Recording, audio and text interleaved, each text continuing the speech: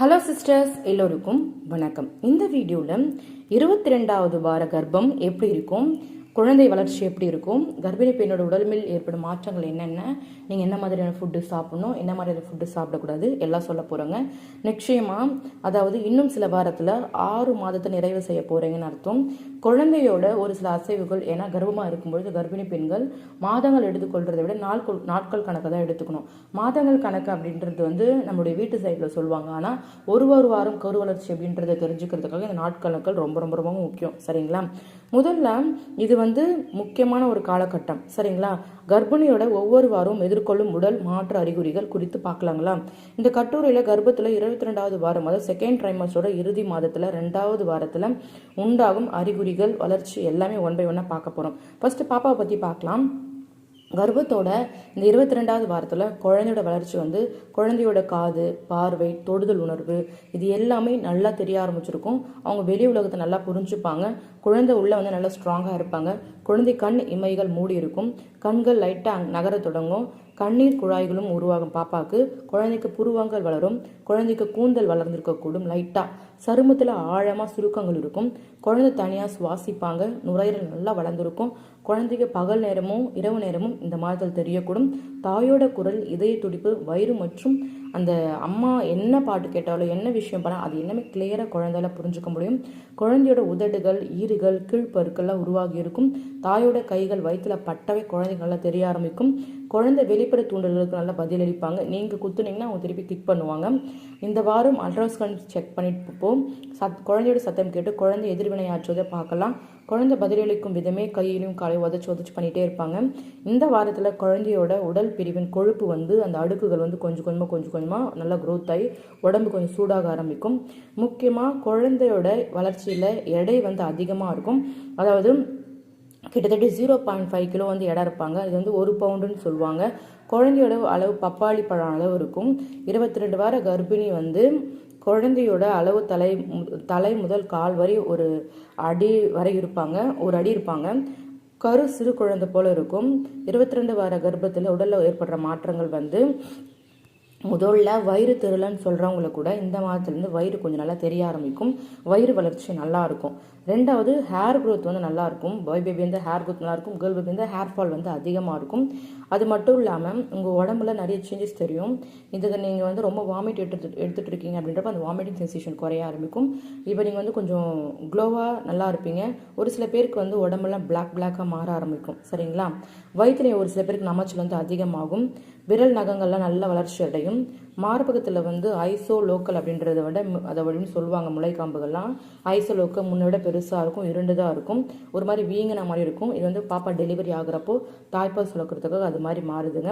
அதே மாதிரி பெண்களுக்கு வந்து காலில் வந்து எடிமா, நீர் காரணமாக பிடிப்பு ஏற்படுங்க. மூட்டு வலியில் கொஞ்சம் அதிகமாக இருக்கும். கொஞ்சம் ரிலாக்ஸ் எடுத்தீங்கன்னா அதெல்லாம் சரியாக போகும். கர்ப்பத்தோட 22வது வாரத்தில் உங்கள் உடம்புல என்ன மாதிரி அறிகுறிகள் ஏற்படும்னா, அதாவது கடந்த 2 வாரத்தை விட உங்களுக்கு மலச்சிக்கலும் அஜீரணமும் அதிகமாக இருக்கும். அதாவது மோஷன் வராமல் இருக்கும். ஆனால் உங்களுக்கு வராது. போய் உட்காந்திங்கன்னா ஒரு அழுத்த மாதிரி உண்டாகும். ஆனால் வராது. சரிங்களா? இது நார்மல் தான், பயப்பட வேணாம். நல்லா நீர் சத்து எடுத்துக்கிட்டாவோ டேப்லெட் எடுத்துக்கிட்டாவோ இது வரும். இது நார்மல் தான். அதே மாதிரி எந்த ஒரு பொருளை சாப்பிட்டாலும் நெஞ்சில் நிற்கிற மாதிரி இருக்கும். நெஞ்சரிச்சல் அதிகமாக இருக்கும். பாப்பாவுக்கு வந்து உள்ளே வந்து ஹேர்லாம் க்ரோத் ஆகுது இல்லைங்களா? அதனால் நம்மளுக்கு இதை ஏற்படுது. ரொம்ப பெருசாக மனசெலவு எடுத்துக்கொள்ள வேண்டாம். வயிறு பெருசாக இருக்கும். நீடித்த தொப்புள் கொடியால் இது நீங்கள் ஃபீல் பண்ணலாம். பிரசவத்துக்கு அதுக்கப்புறம் வந்து இது நார்மல் ஆகிடும். ஸோ அதனால் வயிறு பெருசாக இருக்கும். முக்கியமாக வயிறு முன்னோக்கி தள்ளப்படுறதால முதுகு வலி கொஞ்சம் அதிகமாக இருக்கும். கூடுதல் எடையை சுமக்கிறதால முதுகை உள்ள குழந்தை அழுத்தம் பிடிக்கிறதால இது உணரலாம். கொஞ்சம் நேரம் மசாஜ் செஞ்சிங்கன்னா இது சரியாக போயிடும்.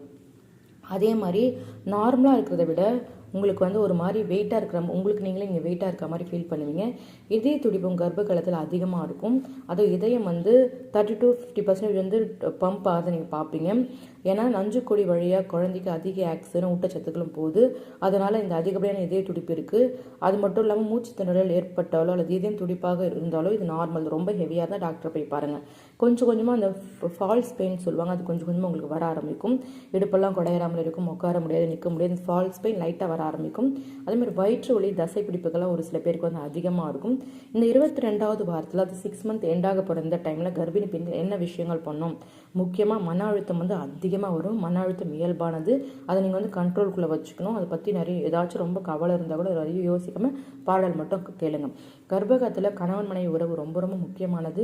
குழந்தை காயப்படுத்த மாட்டீங்கன்னா கூட கண்டிப்பாக பாப்பா அம்நாட் சாக்கில் இருப்பாங்க. அதாவது நீங்கள் தசைகளை விரிவடையணும், நார்மலாக டெலிவரி ஆகணுன்றப்போ கணவன் மனைவி கண்டிப்பாக நீங்கள் உறவில் ஈடுபடணும், மறக்கவே கூடாது. சரிங்களா? கூடாதுன்னு சொன்னால் மட்டும் தான், டாக்டர் வேணான்னு சொன்னால் மட்டும் நீங்கள் அவாய்ட் பண்ணவே தவிர மற்றபடி நீங்கள் ஒன்றா சேர்ந்துருக்கணும். இந்த டைமில் உங்களுக்கு ஒரு ஸ்கேன் எடுப்பாங்க. அந்த ஸ்கேனில் வந்து 3D ஸ்கேன் வழியாக பார்க்கும்போது பாப்பா முன்னாடி விட குழந்தை நல்ல க்ரோத்தில் இருக்கும். குழந்தையோட உதடுகள் கலல் கிட்டத்தட்ட முழுமையாக இருக்கிறத பார்க்கலாம். இதுக்கு முன்னாடி பார்க்குறப்ப அந்த மூட்டு குட்டி குட்டியாக கை கால்களில் விளரலாம் இதுமாரி இப்போ நல்லா இருக்கும். கரு தூங்குவதை கவனிக்கலாம். குழந்தை ஒரு நாளைக்கு 16 மணி நேரம் தூங்குவாங்க. இந்த நேரத்தில் ஸ்கேன் செய்யும்போது குழந்தை தூங்கினா நீங்கள் இயக்கத்தை பார்க்க முடியாது. குழந்தை ஆசை உணர மாட்டீங்க. குழந்தை எலும்பஞ்சிலிருந்து ரத்த அணுக்களை உருவாக்குது. சரி, என்ன சாப்பிட்லாம்? கர்ப்ப காலத்தில் மிக முக்கியமான ஃபுட்டு வந்து கண்டிப்பாக நிறைய ஃபுட் இருக்குது. இருந்தாலும் கர்ப்பிணிகள் வந்து கால்சியம், இரும்பு, மெக்னீஷியம், விட்டமின் பி காம்ப்ளெக்ஸ், துத்தநாகம் இருக்கிற மாதிரி செலக்ட் பண்ணி சாப்பிட்லாம். இது ஒன்றும் போய் செலக்ட் பண்ணி சாப்பிட முடியாது. அது வந்து நீங்கள் நிறைய கீரைகளோ, காய்கறிகளோ, முட்டையோ, பாலோ, பன்னீரோ, தயிரோ இந்த மாதிரி ஒரு முக்கியமான உணவுகள் எடுக்கும்போது அதெல்லாம் ஈக்குவல் ஆகிடும். சரிங்களா? அதே மாதிரி நீங்கள் ஒரு நாளைக்கு 3 லிட்டர் தண்ணி மறக்காமல் குடிக்கணும். ஜூஸும் மறக்காமல் எடுத்துக்கணும். சரிங்களா? நீங்கள் டாக்டர்கிட்ட வந்து நான் சரியான வெயிட்டில் தான் இருக்கேனா, நான் இந்த மாதத்தில் என்னென்ன ஃபுட்டு சாப்பிடணும், நான் ஏதாச்சும் இன்ஜெக்ஷன் போடணுமா, நான் ஏதாச்சும் இது தப்பாக இருக்க மாதிரி இருக்கா, நான் எல்லாம் கரெக்டாக தான் இருக்குன்ற ஒரு விஷயத்தையும் கேட்டு நீங்கள் தெரிஞ்சுக்கணும். இது வந்து 22வது வாரம்ன்றது கருவுக்கு ரொம்ப முக்கியமான காலகட்டங்க. ஒரு சில பேருக்கு எனக்கு வயிறே தெரியல அப்படின்னவங்களும் இந்த மாதம் வரும்னு சொன்னீங்களா, அதே மாதிரி குழந்தை அசைவு தெரியாதவங்களுக்கு கூட இந்த மாதத்துலேருந்து குழந்தை அசைவு நல்லா தெரிய ஆரம்பிக்கும். குழந்தை அசைவுன்றது ஒரு சில பேருக்கு 5 மந்த்லேயே ஸ்டார்ட் ஆகும்.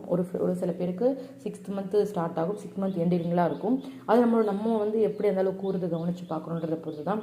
ஸோ அதனால் இந்த வீடியோ பார்க்குற யாராலும் நீங்கள் 22 இப்போ ஃபஸ்ட் நான் எப்படி வாரம் கண்டுபிடிக்க தெரியல அப்படின்னு நீங்கள் சொன்னீங்கன்னா நான் உங்களுக்கு ஒரு தெளிவாக ஒரு வீடியோ போடுறேன். நம்ம தமிழ் மாதத்துக்கு நம்ம ப்ரெக்னென்ட் ஆகிருப்போம். அப்போ வந்து தமிழ் மந்த் வந்து முடிஞ்சிருக்கும். ஆனால் நம்ம வீட்டில் இருக்கோம் அந்த மந்த் கேல்குலேஷன் தான் எடுத்துப்பாங்க. நான் திரும்ப உங்களுக்கு சொல்கிறேன், நீங்கள் வந்து மந்த் கேல்குலேஷன் எடுக்கவே கூடாது. நீங்கள் வார கேல்குலேஷன் கண்டிப்பாக இந்த வாரம் குழந்தை இவ்வளோ வெயிட் இருக்கணும், இந்த வாரம் நீங்கள் இவ்வளோ வெயிட் இருக்கணும், இந்த வாரம் அந்த வார வளர்ச்சி ரொம்ப முக்கியம்.